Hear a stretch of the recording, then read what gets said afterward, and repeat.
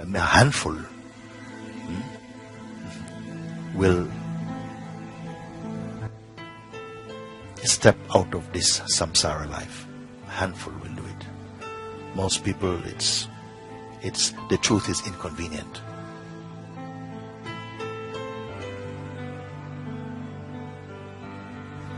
Everything boils down to this question: what is perceiving all of this? You see? What is perceiving? And can that itself be perceived? And there's no answer that is going to be satisfying. When you come to this question, it is the question for us is the most important thing. What is perceiving this? And can the perceiver be perceived? Then there's no answer. Even if a divine being gave you an answer, it's not good enough. Only can come from this answer is some inner response, some revelation, something, some insight. Some insight, it will burn everything. Everything is burnt in this question. Who sees all of these things? And the one who sees, is it personal? Is it a personal seeing? Does it care about what is taking place in that way? Not that it's dismissing the world, but does it care? Is it affected? Is this one a person, the one who sees? Or is not the very personal idea and identity also on the screen of consciousness, you see? Is there anything which is not on the screen of consciousness? And the watcher of this screen, where is its location? Does it have an identity? Does it have a label? Does it have a name? Does it have a religion? You see, when this question is asked, everything again returns to silence and space. And these questions, they have no power. Not only these questions, no concept, in fact, has power. Put it to the test and see. Put it to the test and see. You have been shown here the power you have, the tools you have to walk by yourself.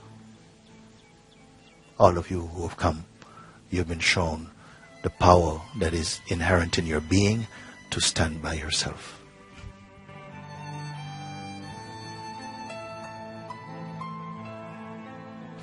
Some beings not ready for this question. It is too direct. It is too direct. And if you're not ready for this question, it cannot be forced. It's just like this. It is not my job or your job to awaken people to this question. If somewhere inside your being you're ready for this question, life will arrange for you to meet the right one who can speak with you. Otherwise not. Even some people come here, a handful will step out of this saṃsāra life. A handful will do it. Most people, it's the truth is inconvenient. Not yet. Later. Or they will say, I know how to come back to this space when I want. So it's like it's useful to them, this idea of themselves. But some, that's it. For some, that's it. For some, that is it. That seeing is so deep, so complete. You see, even they don't say that is it. You don't need to say this is it. Somehow you look for yourself, the sense of the one, the psychological identification, the one who has a biography, the one who has a star sign. This one you cannot find. In its place, it's like space, timelessness. This one is unconquerable. It's unconquerable. This one has overcome the world. What it means? Overcome the mind, overcome the influence of the mind, overcome the hypnosis that comes through identification with mind. This one overcomes it. And so, mind is nothing. It's nothing. It's not as nothing. It's not like as nothing. It's not like this, but it's nothing. It's no big deal. And so the consciousness remains unoccupied. You know what this means? You know what it is? When the mind, the consciousness, is pure like space. It's like an empty sky. All can pass through it. Every cloud can come. The sky doesn't choose, I like white clouds, I don't like dark clouds. Doesn't matter. Every thought can come, any emotion can come, but nothing can stick. Every thought, every sensation is just a tourist passing through. Nothing is offer residency in this space. Nothing can hold this one, you see. Mind becomes like this. You may call this natural mind, if you want to call it anything. No mind, natural mind, dead mind, never mind. Doesn't matter at all what you call it.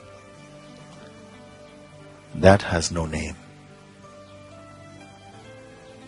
And all of this functioning in the body and life and all, this can be, that's like, it's different.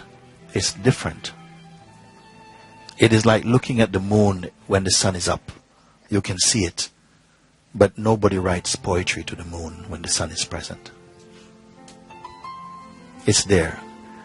The feel of life and things and all of this stickiness, which is due to our saturation with identification with body and mind functioning, all this thins out. It becomes very light. Becomes itself like space.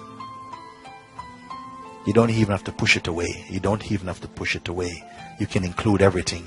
Include everything. Why not? Include everything. But tie yourself to nothing. Who knows this space?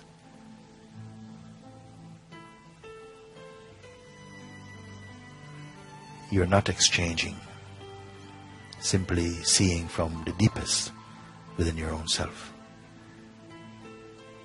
No confusion.